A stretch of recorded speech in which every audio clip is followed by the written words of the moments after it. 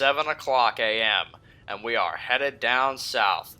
Welcome back to the Sunshine State Rails. A beautiful sky greets us this morning as we head down south on Interstate 75 bound for Moorehaven, Florida. This cool Saturday morning on December 12th, we are headed down to the Florida cane fields to chase a specially themed Christmas train put on by the U.S. Sugar Railroad Corporation. Their partnership with Toys for Tots and the use of their newly restored Steam Locomotive number 148 would make an absolute thrilling day of chasing. So after about 2 hours driving through the Florida countryside, we make it down to Moorehaven where the train has already been sitting, handing out toys to families awaiting.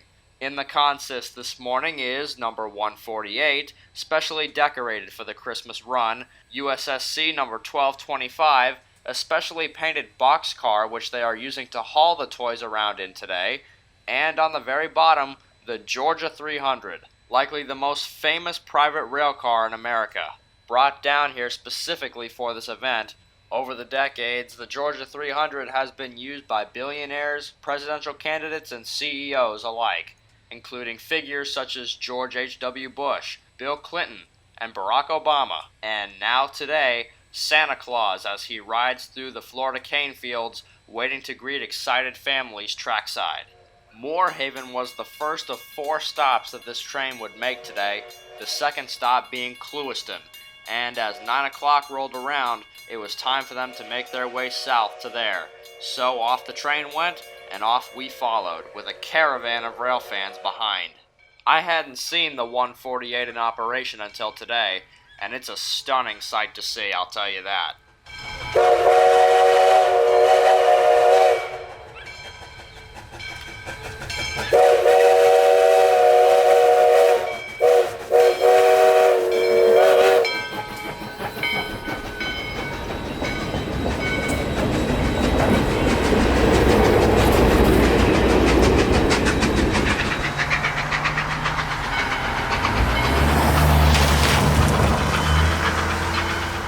To about half of the convoy of railfans that would follow this train around all day starting now. There wasn't a whole lot of parking room off of State Road 720, but obviously we made it work. And with a prize like this just down the line, we weren't about to miss this one.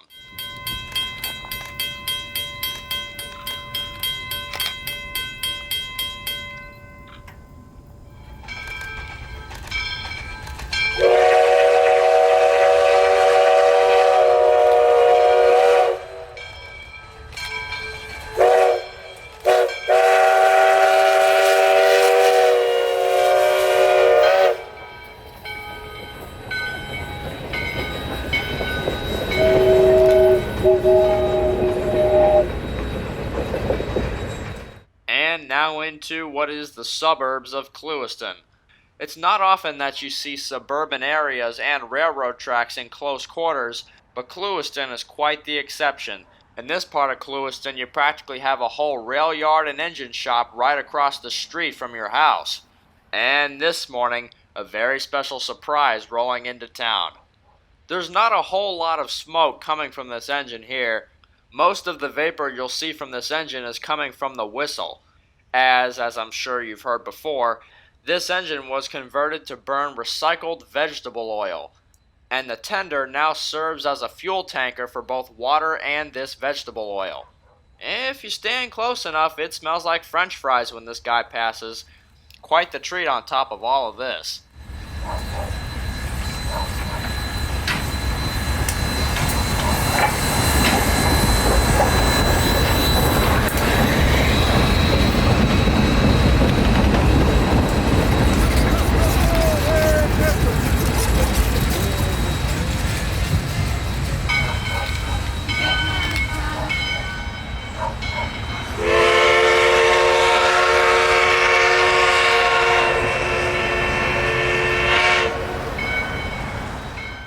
Once the train gets down to that said engine shop, they back down onto a small siding track where, as you can tell, half the zip code knew about this event this morning, as 148 backs down into its second stop.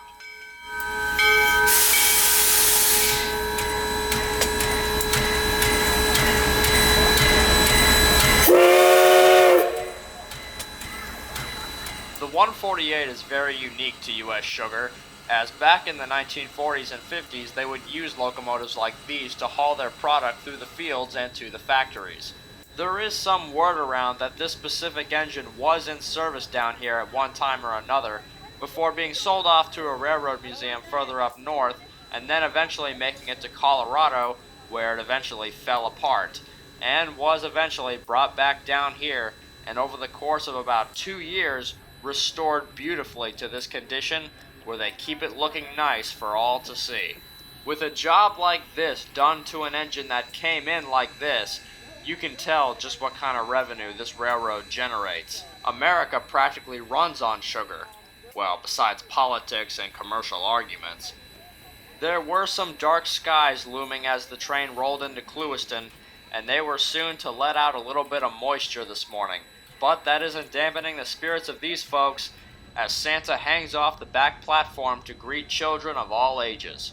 Another thing to consider, however, is that we are still in the middle of harvest season, and business doesn't stop for a Christmas train. So since they pulled onto the siding, it allows jobs like this one to continue north for more loads of sugarcane.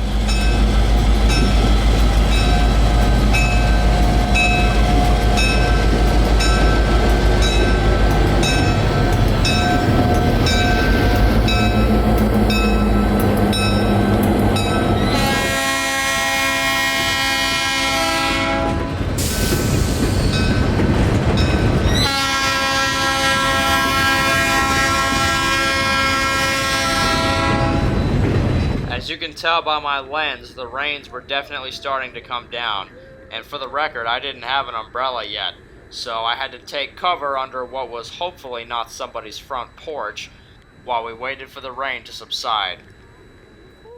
In just a little bit more time, the rain had subsided, and everybody had gotten their share of the jolly old man. So it was now time for 148 to continue eastward toward its next stop in Belle Glade.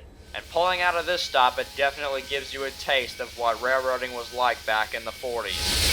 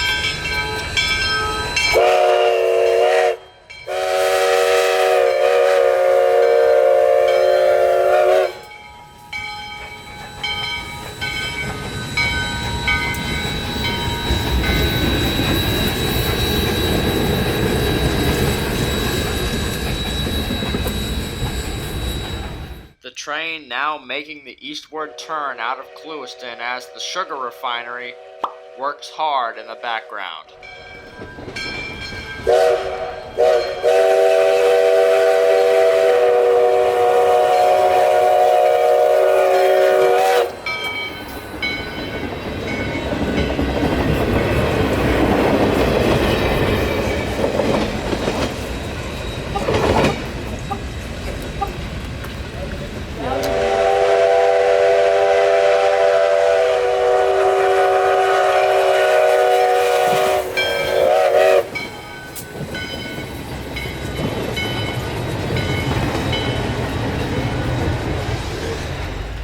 In another 20 miles, we would reach the third stop of this train's annual trip, Belle Glade.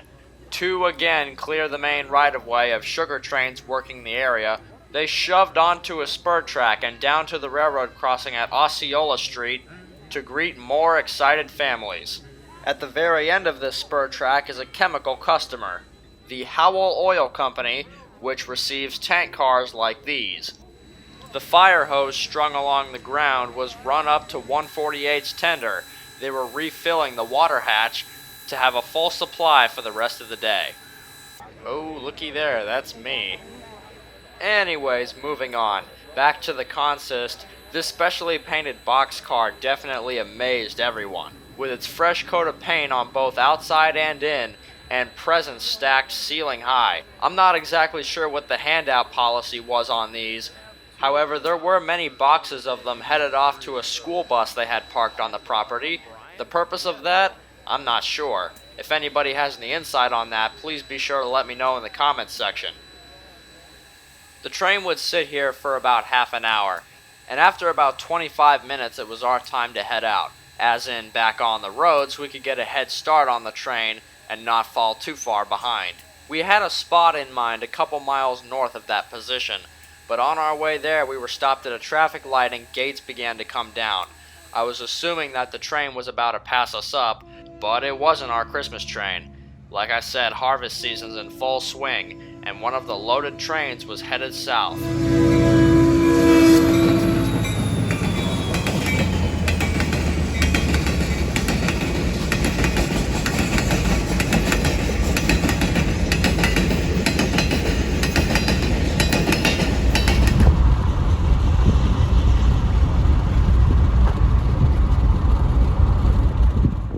It was then time for the Christmas train to continue north, or so we thought. I got word from a railfan buddy of mine that there was another sugarcane train that had to clear before the train could leave. This one empty, now headed back into the fields for more sugarcane loads to bring back to Clewiston.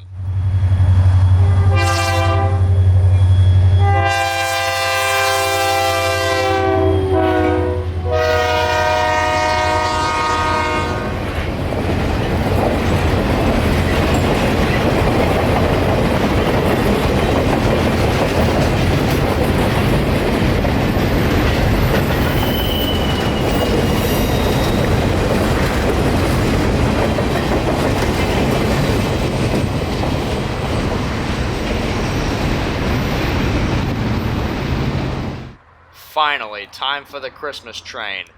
Nope, wrong again. There was yet another empty cane train to pass before the Christmas train could leave. This goes to show you how busy harvest season is out here. These trains were running about 10 minutes apart.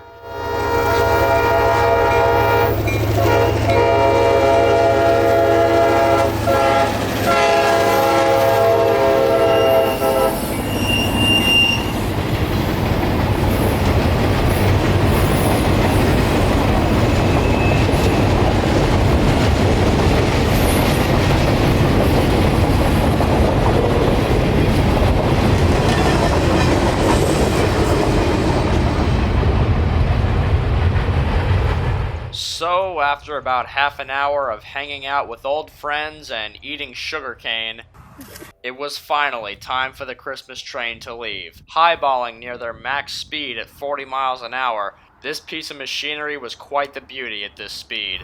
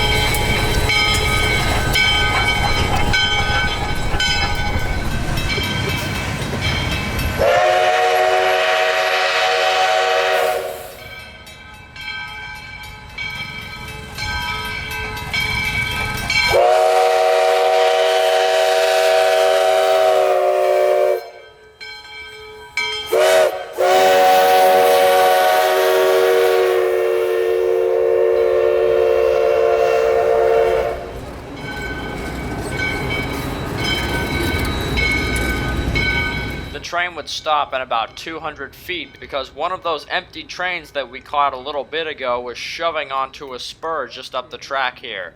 However, that spur crosses the road too, and since that train took its sweet, sweet time to cross our road after it had already cleared the main line, that allowed the Christmas train to beat us down to its final stop. But we showed up not too far behind, as the train made its final stop in Port Mayaka. Just off of the private crossing at Morgan Farms Road is where the last of the excited families would gather to get their gifts. One final fun fact about the most famous private rail car in America that's sitting right in front of us as we speak is that y'all may have noticed before, but the circular emblem on the very back of the car can be swapped out depending on the event at hand. It's been swapped out before for the Clewiston, Florida special, other high-end business trips, and now the Clewiston special with Santa Claus.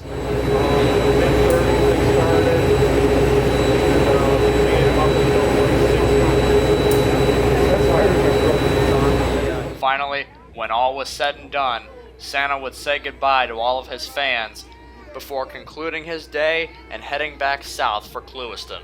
They would shove the train southward to a runaround track about 2 miles south, run around the train, and then pull tender forward back to Clewiston.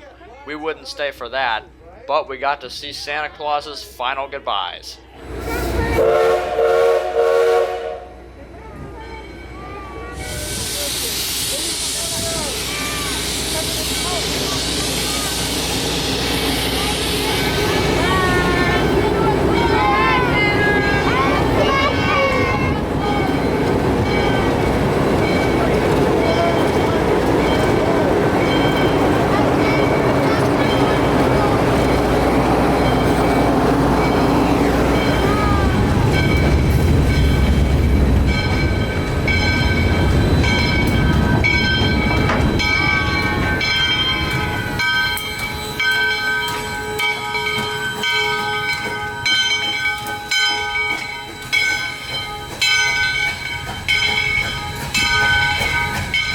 And off goes number 148 back into the Florida cane fields.